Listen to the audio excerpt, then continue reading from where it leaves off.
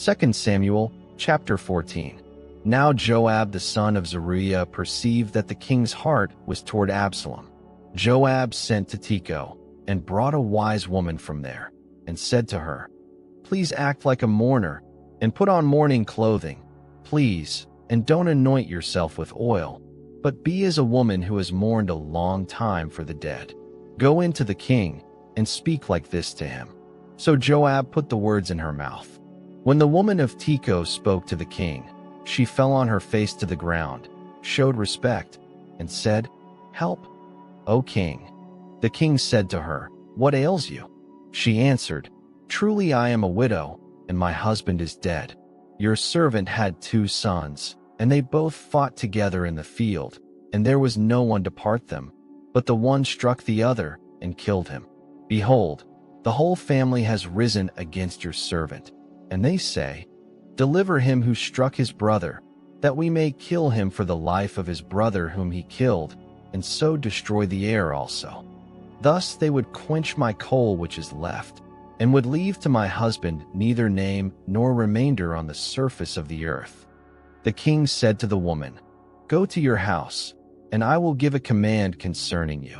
The woman of Tekoa said to the king, "My lord, O king, may the iniquity be on me and on my father's house, and may the king and his throne be guiltless." The king said, "Whoever says anything to you, bring him to me, and he will not bother you any more."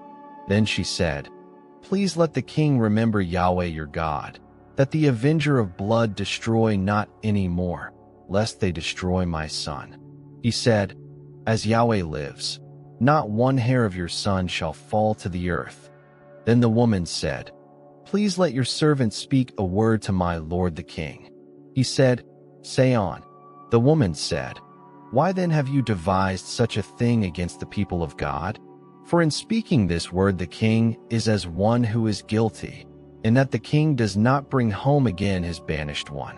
For we must die, and are like water spilled on the ground, which can't be gathered up again.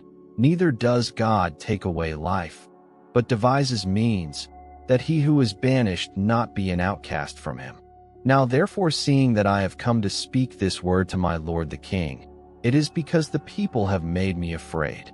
Your servant said, I will now speak to the king.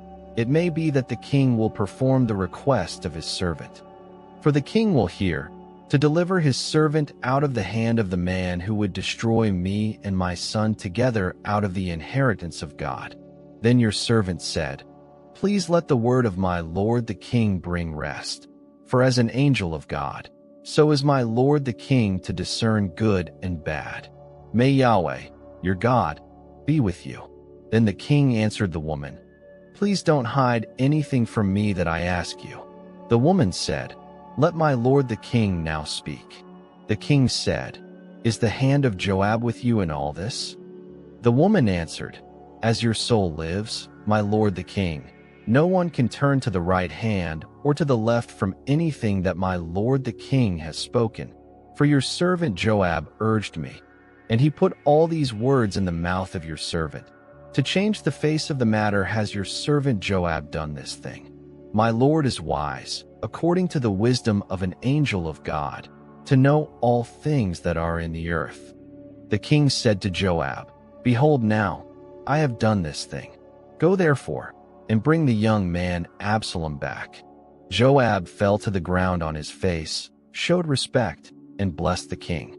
Joab said, "Today your servant knows that I have found favor in your sight, my lord, king, in that the king has performed the request of his servant." So Joab arose and went to Geshur and brought Absalom to Jerusalem. The king said, "Let him return to his own house, but let him not see my face."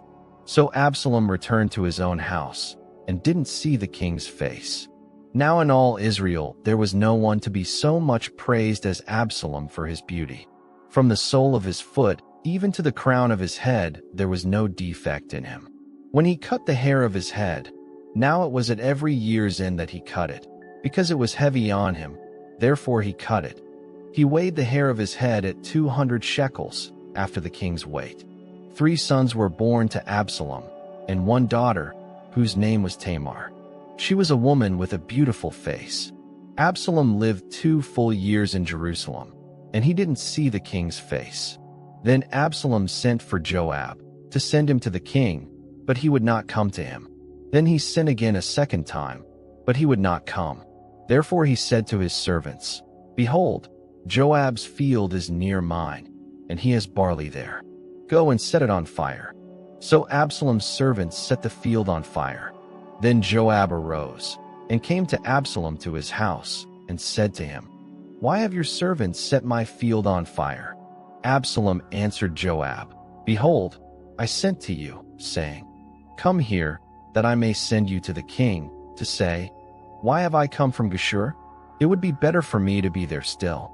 Now therefore let me see the king's face, and if there is iniquity in me, let him kill me.' So Joab came to the king and told him, and when he had called for Absalom, he came to the king and bowed himself on his face to the ground before the king, and the king kissed Absalom.